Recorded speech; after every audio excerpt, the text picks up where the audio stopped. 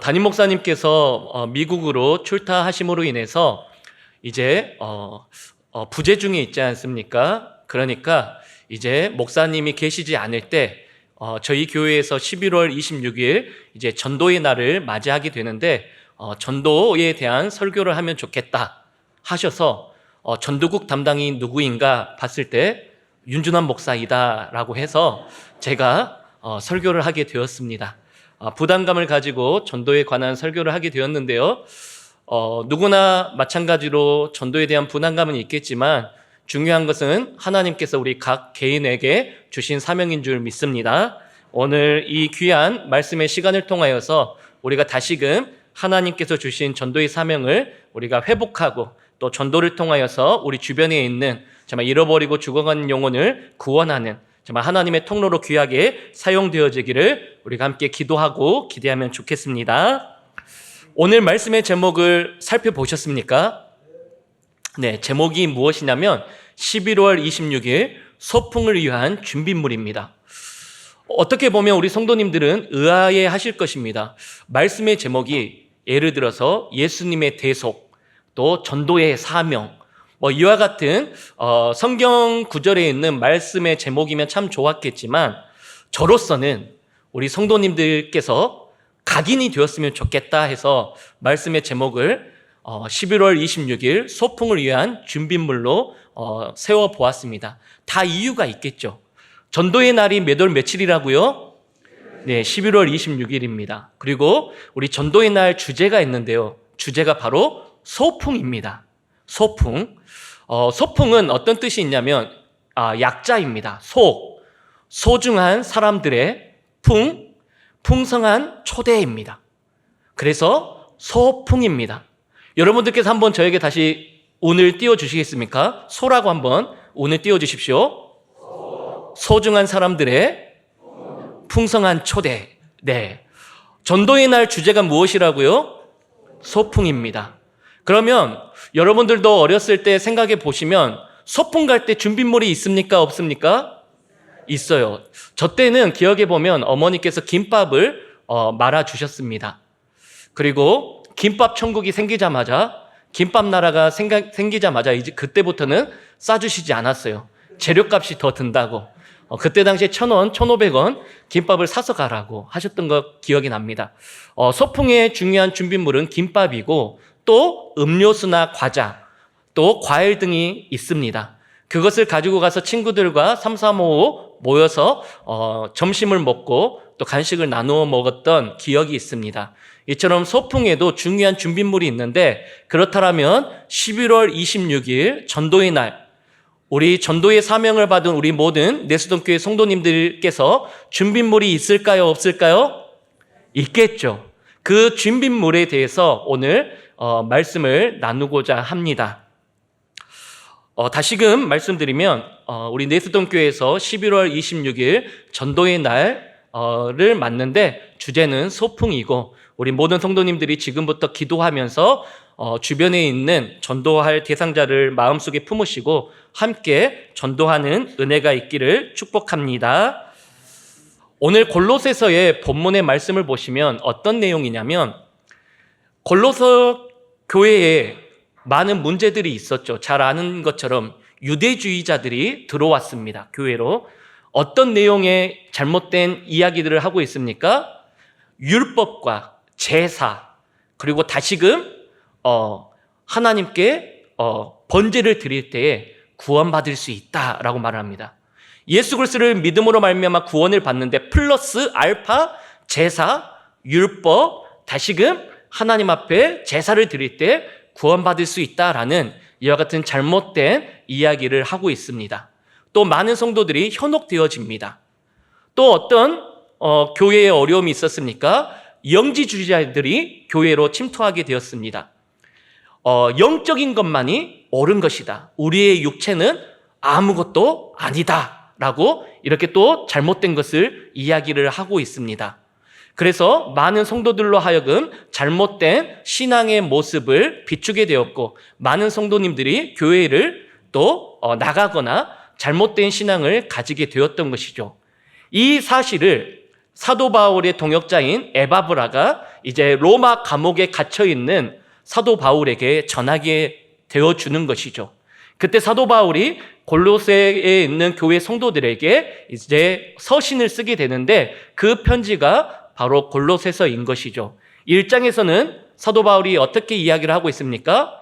너희들이 지금 예수 그리스도를 믿음으로 말미암아 구원을 받는 것 플러스 제사, 율법, 또 영적인 것을 플러스하고 필요하다라고 하는데 아니다라는 것입니다. 오직 예수 그리스도는 그 모든 것보다 뛰어나시고 완전하신 분이시기에 오직 너희들의 죄의 문제를 예수 그리스도께서 해결하실 수 있는 분이시고 오직 예수 그리스도만이 너의 구원자이심을 굳건하게 믿기를 골로새서 1장에서 사도 바울은 권면하고 있습니다. 그리고 2장에서는 그 예수 그리스도의 통치하심과 그분의 인도하심을 받을 때 너희들이 승리할 수 있고 거룩한 삶을 살아갈 수 있다라고 골로새서 2장에서 말씀합니다. 그리고 3장에서는 그리스도의 통치를 받는 사람들은 거룩한 생활을 할 뿐만 아니라 그와 같은 어려운 상황 가운데 처해 있을지라도 전도의 사명을 끝까지 놓아서는 안 된다라고 말을 하면서 교회는 끝까지 이와 같은 이단의 위험성이 있겠지만 끝까지만 말씀을 붙들고 너희들의 상황 가운데서 복음을 증거해야 된다라고 골로새서 3장에서 알려주고 있습니다. 그리고 마지막 골로새서 4장에서는 이와 같이 예수 그리스도를 믿음으로 말미암아 그리스도의 통치하심을 받고 거룩한 생활을 살아갈 뿐만 아니라 전도 생활에 힘쓸 때에 가장 필요한 것이 있는데 그것이 무엇일까요? 기도할 것을 사도 바울은 권면하고 있는 것이죠. 여기까지가 골로새서의 큰 틀인 것이죠. 그러면서 이 골로새서의 말씀을 묵상하면서 이 말씀이 우리 네스톤 교회 11월 26일 전도의 날을 가질 때에 하나님께서 주시는 마음이시고 또 우리가 가져야 할 준비물이 여기 고스란히 담겨져 있음을 저는 묵상하게 되어졌습니다. 특별히 우리가 전도할 때에 전도의 대상자들이 있습니다. 그들의 닫혀진 마음의 문, 그들의 마음의 문을 열 수 있는 것은 오직 복음이고 또한 기도이고 하나님의 인도하심일 터인데 우리가 그 하나님께 우리가 전도할 대상자들을 맡기고 나아갈 때에 우리의 자세와 우리의 태도와 우리의 준비물은 무엇이 필요할까요? 그것을 오늘 본문에서 3가지로 이야기를 하고 있는데 첫 번째가 무엇이냐면 예수님을 믿지 않는 사람들의 마음의 문이 복음으로 열리게 되기 위해서는 첫 번째 기도해야 된다라는 것입니다. 기도해야 합니다. 전도가 무엇입니까? 하나님에 대해서 우리의 말로써 전도할 대상자들에게 알려주는 것이 전도입니다. 하나님에 대해서 하나님이 누구이시고 예수 그리스도가 누구이시고 이 내용을 우리의 입술로 우리의 말로 우리의 신앙으로 전해주는 것이 전도인데 이 전도를 할 때 정말 중요한 것이 있는데 전제 조건이 있는데 그것이 무엇이냐면 바로 기도다라는 것입니다. 그래서 담임 목사님께서도 우리 전도국과 미팅을 하실 때 이번 전도의 날은 우리가 본질로 돌아갔으면 좋겠다라고 말씀하셨습니다. 무슨 말씀이겠어요? 어떠한 교회의 프로그램, 어떤 이벤트, 또 어떤 전략, 이 모든 것들도 필요하겠지만 가장 먼저 돼야 될 것은 영혼을 사랑하는 마음이 회복될 수 있도록 기도했으면 좋겠다라고 말씀하셨던 것이죠. 그런데 그것은 담임 목사님의 말씀이 아니라 오늘 본문에 나오는 하나님의 뜻이고 사도 바울의 권면인 것을 볼 수가 있는 것이죠. 왜 우리가 전도할 때 효과적이고 능력 있는 전도를 하기 위해서는 가장 필요한 것이 왜 기도냐면 기도를 해야 되는 이유가 바로 전도의 주체가 누구시라는 거예요? 나 자신이 아니라 하나님이시기 때문에 우리가 하나님께 기도해야 된다라고 말을 하고 있습니다. 여러분들 혹시 작년에 우리가 전도의 날을 맞이했을 때 태신자 예비작정서 카드를 우리 성도님들에게 주보에 끼워서 드렸습니다. 왜 태신자 예비작정서 카드를 드릴까요? 그것은 전도는 내 마음속에 내 생각 가운데 내가 전도할 대상자들을 작성하지만 작성과 동시에 누가 책임져 주신다라는 거예요? 하나님이 책임져 주신다라는 거예요. 그러니까 전도에 대한 부담감을 우리 성도들이 가질 필요가 없음을 이야기합니다. 나는 단지 할 수 있는 일은 내 주변에 아버님, 어머님, 내 가족, 이웃들을 내가 생각나는 사람들이 있다면, 이분들이 정말 예수님을 믿고 구원을 받았으면 좋겠다라는 사람들이 있으면 내가 내 쪽지에, 내 수첩에, 또 교회에서 나눠드리는 태신자 작전 카드에 쓰기만 하면 된다라는 거예요. 너무나도 쉽지 않습니까? 쓰기만 한다라면 그때부터 누가 일하신다라는 거예요? 하나님께서 일해 주신다라는 것입니다. 바라기는 올해 11월 26일 전도의 날을 맞이하여서 우리가 전도할 때 쓰는 것으로부터 하나님께서 전도의 문을 열어주신 줄 믿으시고 모두가 다 작정하시기를 주님의 이름으로 부탁드립니다. 하실 수 있습니까? 왜요? 너무나도 쉽지 않습니까? 누가 전도하신다라는 거예요? 하나님이 하신다라는 거예요. 나는 단지 내 주변에 생각나는 사람들 쓰기만 하면 된다라는 거예요. 그래서 우리 모든 성도님들이 정말 내 능력으로 하는 것이 아니기에, 또 어떤 사람은 하나님께서 은혜를 베풀어 주시고 특별한 은혜를 주셔서 정말 교회로 오시는 분들도 있을 것이고, 혹은 아직 하나님의 때가 되지 않아서 더 하나님께서 기다려 주시는 분들도 있기에 거기에 우리가 조급함이나 걱정과 염려를 가지지 마시고 쓰는 것부터 우리가 함께 동참하였으면 좋겠습니다. 오늘 본문 말씀 3절을 우리가 함께 읽어보겠습니다. 여기에 전도의 주체가 분명히 나와 있는데요, 제가 읽어보겠습니다. 또한 우리를 위하여 기도하되. 지금 골로새 교회 성도들에게 사도 바울이 로마 감옥에 갇혀 있는데 사도 바울을 위해서 기도해 줄 내용을 이야기하는데, 하나님이 전도할 문을 우리에게 열어주사라고 말을 합니다. 사도 바울은 내가 전도하겠어, 내가 많은 사람들과 더불어서 이곳에 복음을 증거하겠어 라고 나를 위해서 기도해 주라고 이야기하지 않고, 하나님이 전도할 문을 우리에게 열어주시기를 기도하고 있다라는 것입니다. 사도 바울 정말 위대한 사람이죠. 정말 복음을 증거하고 그가 가는 곳 가운데 많은 정말 구원받는 영혼들이 주께로 돌아왔습니다. 그런데 사도 바울이 한 것이 아니죠. 사도 바울을 사용하신 분이 누구시라는 거예요? 하나님이시다라는 것입니다. 바라는 것은 우리 내수동교회 모든 성도님들을 우리 하나님께서 사용하여 주셔서 전도의 주체는 하나님이시기에 우리 내수동교회 각 개인을 통하여서 우리의 주변에 있는 하나님께로 돌아오고자, 또 하나님께서 계획하신 그 영혼들이 주님 앞으로 돌아오는 역사가 우리 내수동교회에 있기를 주님의 이름으로 축복합니다. 여러분들, 전도하면 생각나는 성경이 어떤 성경책이 떠오르십니까? 바로 사도행전일 것입니다. 그렇죠? 사도행전에 별명이 있습니다. 그것은 전도행전이라고 불리어집니다. 그런데 전도행전이라는 명칭과 별칭이 있는데 더 나아가서 어떤 별명이 있냐면 사도행전은 기도행전이라고 불리우고 있습니다. 그렇다면 사도행전은 왜 전도행전, 기도행전으로 불리고 있을까요? 그 사도행전 자체가 1세기 그리스도인들이 전도했던 내용을 담고 있지 않습니까? 그런데 전도할 때 우리가 성경을 읽어보면 전도하기 전에 무조건 이 그리스도인들이 모여서 무엇을 했던 것을 볼 수가 있습니까? 기도했던 것을 볼 수가 있습니다. 그래서요, 사도행전은요, 전도행전이고 기도행전인 것을 볼 수가 있습니다. 근거가 있습니다. 우리가 사도행전 1장 시작할 때 어떻게 시작되어지는지 사도행전 1장 14절 말씀을 우리 성도님들이 함께 우리 읽어보도록 하겠습니다. 시작! 여자들과 예수의 어머니 마리아와 예수의 아우들과 더불어 마음을 같이하여 오로지 기도에 힘쓰더라. 아멘. 예수님께서 부활하시고 승천하시고 이제 예수님의 제자들과 여자들과 또한 많은 사람들이 다락방에 모여서 오로지 기도에 힘썼다라고 말을 합니다. 그리고 사도행전 2장에 가서는 놀라운 사건이 일어나는데 오순절 부흥의 사건이 일어납니다. 이때 당시에도 기도가 시작되어지는 것을 볼 수가 있는데 사도행전 2장 42절 말씀인데요, 함께 읽어보겠습니다. 시작!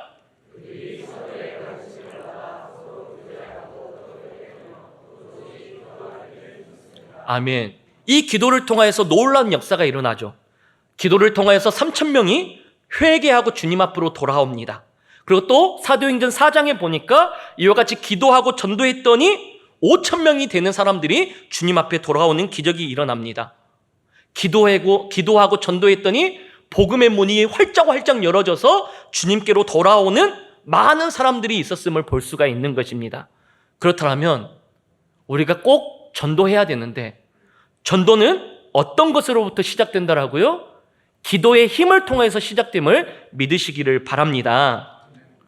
우리가 이 전제 조건을 믿어야 됩니다. 전도는 내 힘으로 하는 것이 아니구나. 내가 알고 있는 어떤 신앙의 어떤 지식으로 하는 것이 아니구나. 내 신앙의 간증과 고백으로 하는 것이 아니구나. 내가 하나님께 기도하고, 하나님, 이 백성, 이 가족, 이 사람 예수님 믿고 구원받았으면 좋겠는데, 그 사람을 부르고 기도하기 시작한다면 하나님께서 그 하나님의 그 기도를 들어주시고 그 사람을 구원시켜 주신다는 것을 믿으시기를 바랍니다. 사도행전의 역사가 이렇지 않습니까? 1장, 2장, 4장 끝나는 그 모든 말씀을 보더라도 기도하고 전도했더니 성령의 역사가 나타나고 많은 사람들이 돌아오는 것을 볼 수 있습니다. 그래서 기도가 중요한 것입니다.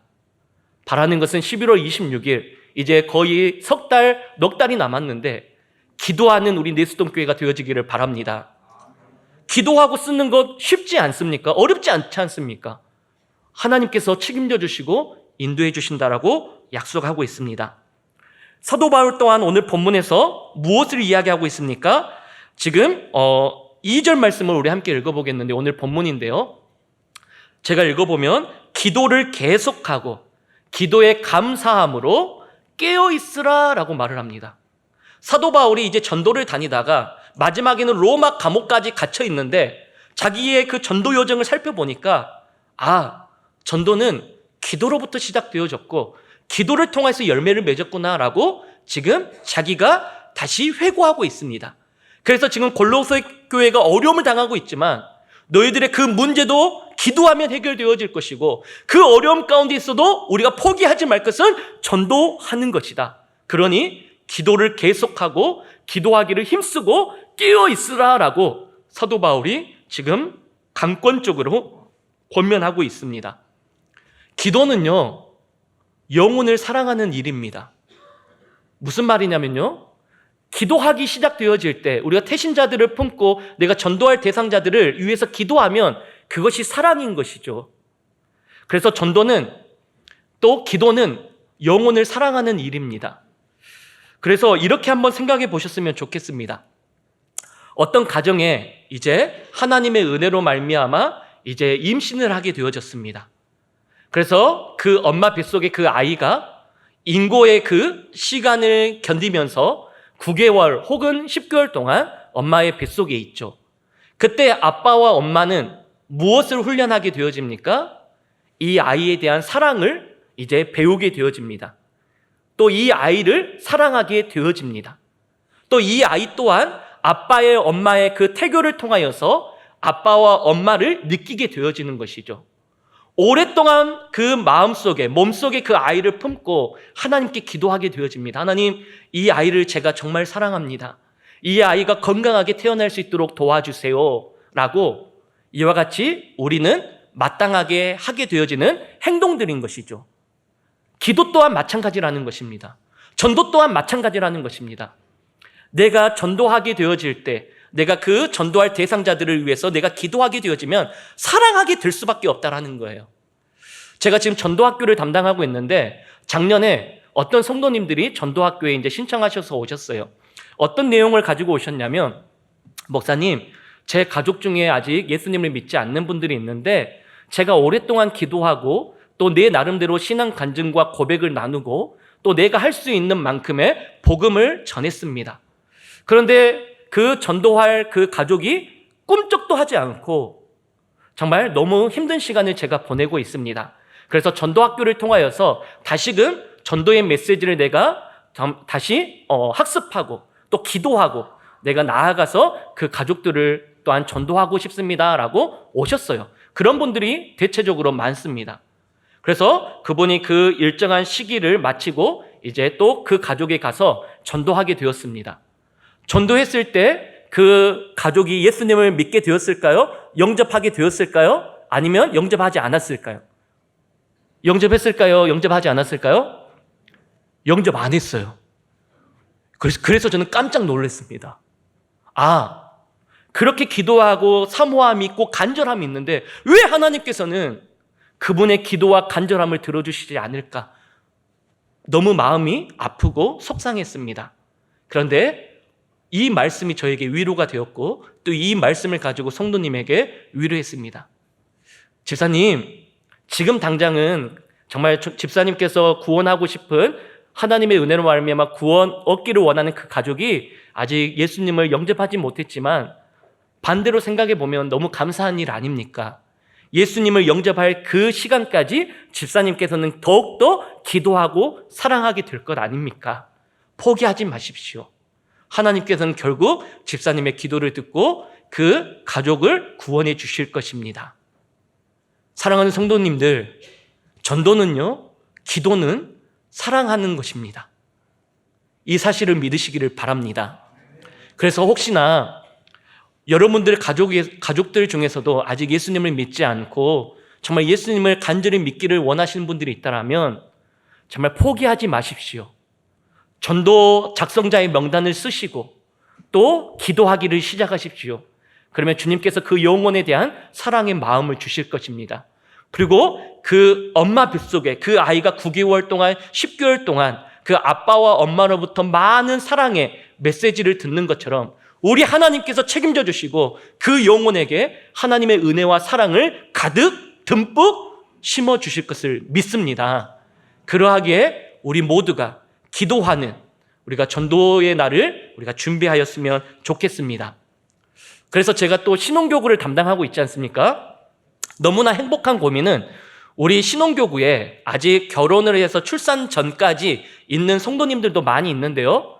또 결혼을 해서 출산한 가정들이 많아요.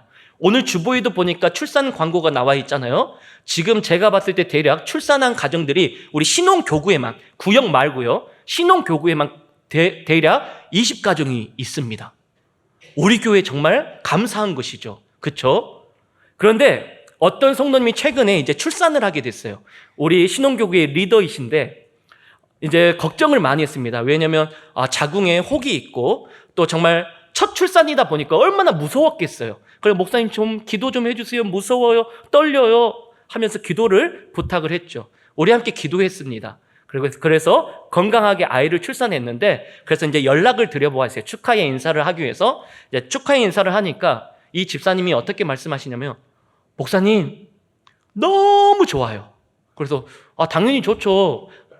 집사님께서 정말 배가 아파서 집사님의 자녀이니까 예쁘겠죠, 좋겠죠 하니까 목사님 좋을지는 알았는데 막상 또 태어나니까 너무 진짜 좋아요 라고 말씀하는 거예요. 저는 여기서 한 가지를 깨달았습니다. 정말 자기 가정에 자녀가 태어났을 때 말로 형용할 수 없는 그 기쁨과 또한 행복이 있겠지만 우리가 정말 기도하고 전도하여서 하나님의 은혜로 말미암아 내가 전도할 대상자들이 하나님께 온다라면 나에게는 그 비교할 수 있는 기쁨과 감사가 충만하겠구나 라는 것을 느끼게 되었습니다. 그런데 나뿐만 아니라 가장 기뻐하실 분은 누구이실까요? 하나님이시다라는 것입니다. 그 하나님의 기쁨과 영광을 위하여서 우리에게 주신 사명, 전도의 사명을 우리가 모두가 잘 감당하는 은혜가 있기를 주님의 이름으로 축복합니다. 두 번째로는 예수님을 믿지 않는 사람들의 마음의 문이 복음을 통하여서 열려지기 위해서는 전도자의 시각을 가져야 된다라는 것입니다. 전도자의 시각을 가져야 합니다. 3절 말씀을 우리 함께 읽어보겠습니다. 시작. 또한 우리를 위하여 기도하되 하나님이 전도할 문을 우리에게 열어주사 그리스도의 비밀을 말하게 하시기를 구하라. 내가 이 일 때문에 매임을 당하였노라. 아멘. 사도 바울이 끝절에서 이렇게 고백하고 있습니다. 내가 이것을 위하여 매임을 당하였노라. 지금 사도 바울이 골로새 교회를 향해서 편지를 쓰고 있습니다. 저 같으면 골로새 교회 가운데 이와 같은 어려움이 있다 하더라도 그것을 권면하기 위하여서 편지를 쓰면서 펜을 들었겠지만 마무리를 할 때 그 편지의 마지막에 제가 전도를 위해서 열심히 전도하다가 정말 억울하게 감옥에 갇혀 있는데 내가 빨리 감옥에서 나갈 수 있도록 나를 위해서 기도해 주세요라고 저 같으면 믿음의 동역자들에게 그렇게 편지를 썼을 거예요. 그런데 사도 바울은 어떻게 지금 고백합니까? 아니에요. 내가 감옥에 갇혀 있는 것도 이것 또한 하나님의 계획이다. 이곳에서 내가 전도할 수 있도록 나를 위해서 기도해 주세요. 또 이곳에서도 전도의 문이 열릴 수 있도록 하나님이 일하실 수 있도록 기도해 주세요라고 지금 믿음의 동역자들에게 부탁하고 있다라는 것입니다. 전도자의 시각이 무엇이냐면 내가 누구를 만나든지 내가 무엇을 하든지 또 내가 어디에 있든지 간에 어떻게 하면 전도할 수 있을까? 이 생각과 마음의 자세를 품는 것이 전도의 시각인 줄 믿으시기를 바랍니다. 그래서 우리가 생활할 때요, 우리가 기도하고 성령 충만하여서 거룩한 생활을 하는 것도 당연한데 그 거룩한 생활이 궁극적으로 어떻게 연결되어져야 합니까? 나의 그 신앙과 거룩한 생활을 통하여서 예수님을 믿지 않는 사람들에게 내가 정말 복음의 메시지가 되어져서 그 사람들에게 다가갔을 때 그들로 하여금 내가 누구를 만나든지 간에 어디에 있든지 간에 무엇을 하든지 간에 전도해야겠다라는 시각을 가져야 된다라는 것입니다. 그런데 이와 같은 시각을 가진 사람들이 그렇게 많지 않아 보입니다. 물론 우리 내수동교회 성도님들은 이와 같은 전도자의 시각을 가진 줄 믿습니다. 그런데 혹 이와 같은 모습이 결핍되었더라면 다시금 오늘 말씀을 통하여서 전도자의 시각을 회복하는 저와 여러분들이 되어지기를 축복합니다. 여러분들의 주변에 있는 사람들을 한번 생각해 보십시오. 너무 공허하고 너무나 절망적이고 힘들어하는 많은 사람들이 있습니다. 물론 그분들이 원하는 필요들이 있겠지만 그 필요보다 더 중요한 필요는 예수 그리스도의 복음인 줄 믿으시기를 바랍니다. 우리가 그들에게 돈을 줄 수는 없습니다. 어떤 도움은 분명히 한계가 있습니다. 그런데 우리가 줄 수 있는 것은 은도 아니고 금도 아닌 바로 예수 그리스도의 이름인 줄 믿으시기를 바랍니다. 우리 예수 그리스도를 믿는 하나님의 백성들은 무엇을 하든지 어디에 가든지 또 누구를 만나든지 간에 우리는 전도자의 시각을 가져야 됩니다. 그래서 분명히 디모데후서 말씀 가운데 우리에게 말씀하고 있지 않습니까? 때를 얻든지 못 얻든지 간에 힘써 복음을 증거하라고 우리에게 말씀하고 있습니다. 그것이 우리의 사명인 줄 믿으시기를 바랍니다. 그래서 바라기는 이제 3개월, 4개월 남은 그 전도의 날을 맞이하여서 누구를 만날 때에도 어디를 가든지 간에 무엇을 하든지 간에 전도자의 대상자들이 있는지 없는지 살펴보는 저와 여러분들이 되어지기를 바랍니다. 이것은 어떤 권면의 말씀이 아니죠. 하나님의 말씀인 것을 믿으시기를 바랍니다. 사도 바울이 능력이 있어서 전도를 많이 한 것이 아니라 또 어떤 특별한 부르심과 사명은 분명히 있었겠지만 이 사도 바울 또한 우리와 같은 성정을 가진 사람이고 연약한 사람입니다. 그런데 그 사람을 누가 사용하여 주셨다라는 거예요? 하나님이 사용하여 주신 줄 믿습니다. 우리 또한 사도 바울이 될 수 있습니다. 우리도 작정을 하고 기도하게 되어질 때 하나님께서는 나를 통한 구원받는 백성들을 붙여주실 줄 믿습니다. 이와 같은 은혜가 우리 내수동교회의 영적인 분위기가 되어지기를 축복합니다. 마지막 세 번째로는 어떻게 하면 예수님을 믿지 않는 사람들의 마음의 문이 열려질 수 있을까요? 세 번째로는 전도자의 그 전도의 메시지가 준비되어야 한다라는 것입니다. 오늘 4절 말씀을 우리 함께 읽어보겠습니다. 시작.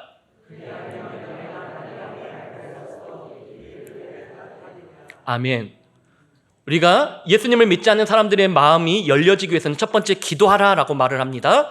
두 번째로는 전도자의 시각을 가져라. 그러면 내가 마땅히 할 말로써 비밀을 나타내리라. 이 비밀이 복음인 것이죠. 기도하고 전도자의 시각을 가질 때에 하나님께서는 이와 마땅하게 우리가 전할 바 전도의 메시지를 주시겠다라고 약속하고 있습니다. 지금 전도학교를 담당하고 있잖아요. 지금 사역리를 가지고 P4U를 가지고 그림 없는 책을 가지고 열심히 우리가 전도 메시지를 학습하고 암송하고 공부하고 있습니다. 그런데요, 이 어떤 복음의 메시지보다 더 강력한 복음의 내용이 무엇인지 아십니까? 그것은요, 여러분들이 생각하기에 더 약하다 할 수 있는 것이겠지만 아니에요. 여러분들이 만났던 하나님, 여러분들이 만났던 예수님, 여러분들이 가지고 있는 신앙 간증, 여러분들이 가지고 있는 신앙 고백이 가장 강력한 전도의 메시지인 것을 믿으시기를 바랍니다. 사도 바울 또한 지금 말하고 있는 거예요. 각 사람들마다 신앙의 어떤 경력이라든지 연륜이라든지 또 신앙의 지식들이 다 다르잖아요. 그런데 너희들이 기도하고 전도자의 시각을 갖는다라면 각 사람에 맞게끔 내가 전도할 비밀을 너희들에게 마땅히 내가 알려주겠다라고 약속합니다. 그러하게 부담 갖지 마십시오. 무서워하지 마십시오.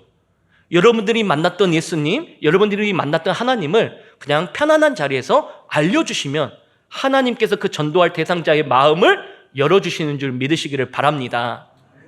절대로 저는 그 복음 메시지를 무시하거나 이것을 하대하는 것이 아니죠. 더 준비되어지고 더 체계적인 메시지도 중요하겠지만 중요한 것은 우리의 마음이다라는 거예요. 하나님께서는 그 각 사람들에게 이와 같은 메시지를 분명히 주시겠다라고 약속합니다. 그러면서 사도 바울은 이 전도의 메시지보다 지금 어떤 것을 지금 이 4절에서 강조하고 있냐면 우리 그리스도인의 언어 생활에 대해서 이야기를 하고 있는 거예요. 복음의 메시지는 당연히 가졌을 거라 믿고 당연히 하나님께서 주실 거라 믿고 그리스도인들이 예수님을 믿지 않는 사람들의 그 마음의 문을 열기 위해서는 거룩한 언어 생활이 먼저가 돼야 한담을 이야기하고 있습니다. 그래서 5절 6절 말씀 오늘 본문 말씀인데요. 우리 함께 읽어보겠습니다. 시작. 의인에게 대해서는 지혜로 행하여 세월을 아끼라.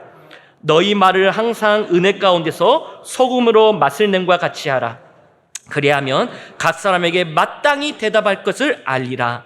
아멘. 분명히 말씀하죠. 외인들에게, 이방인들에게 너희들이 전도해야 되는데 지혜로 세월을 아낄 뿐만 아니라 전도할 시간이 이제 얼마 남지 않았다. 주님 오신 날이 얼마 남지 않았으니 세월을 아끼면서 전도의 메시지를 준비하되 그거보다 더 먼저 돼야 될 것은 너희들의 그 거룩한 언어 생활이다 라고 말을 하면서 소금으로 맛을 낸과 같이 하라 라고 말을 합니다. 그리고 너희 말을 항상 은혜 가운데 있게 하라 라고 말을 합니다.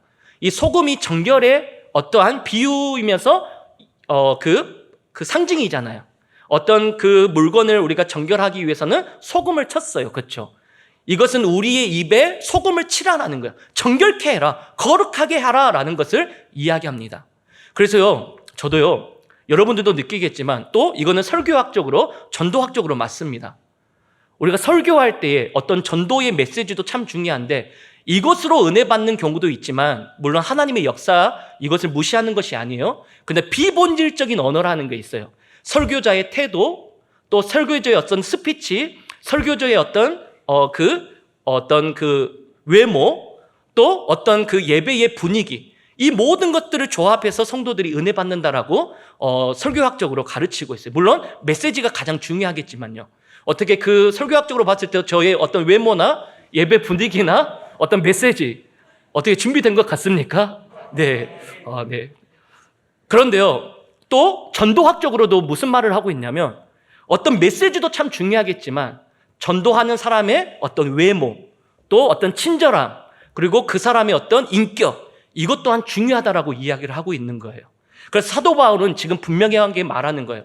기도하는 것 제일 중요하다. 전도의 시각을 갖는 것 당연하다. 그리고 복음의 메시지는 하나님께서 주실 것이다.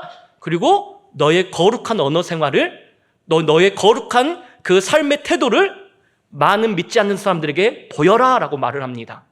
이것이 전도의 필수 준비물인 것을 이야기합니다. 사도 바울은 어디를 가든지 간에 기도했습니다. 전도자의 시각을 가졌습니다. 또한 복음의 메시지를 가졌고요. 또 친절하게 이와 같은 비본질적인 언어 생활 가운데서도 힘쓴 것을 볼 수가 있습니다. 사랑하는 성도님들, 11월 26일 이것은 교회에서 세운 계획이 아닙니다. 전도는 하나님께서 주신 사명인 것을 믿으시기를 바랍니다. 성경을 읽어보면 하나님께서 이 땅 가운데 오신 목적이 나와 있죠. 인자가 이 땅 가운데 온 것은 우리를 섬기기 위함도 있지만 우리 한 사람 한 사람을 위한 구원의 계획을 이루시기 위해 이 땅에 오셨다라고 말씀합니다. 하나님의 입장에서는 우리 인간에 있는 이 땅에 오신 것이 선교였습니다. 전도였습니다.